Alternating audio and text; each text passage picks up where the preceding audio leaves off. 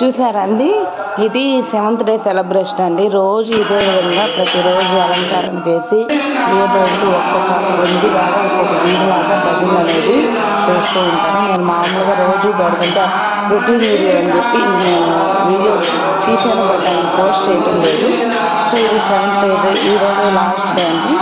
So రేపు morning ఏంటంటే అది జ్యోతి ఉంది కదా, ఆ జ్యోతిని తీసుకొని మాకు ఊరు చివరిన ఏతుంది, ఏట్లో వేసేసి అక్కడ అందరూ మునిగి అది చాలా బాగుంటుంది. మా టెంపుల్ ఇలా ఉంటుందండి. నార్మల్ ఊరికి ఒక ప్రివ్యూలాగా ఊరికి అలా పెట్టాను.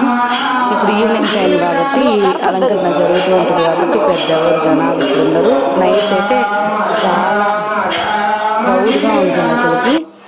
నా వీడియోని షార్ట్స్ అట్లాగా పెడతాను.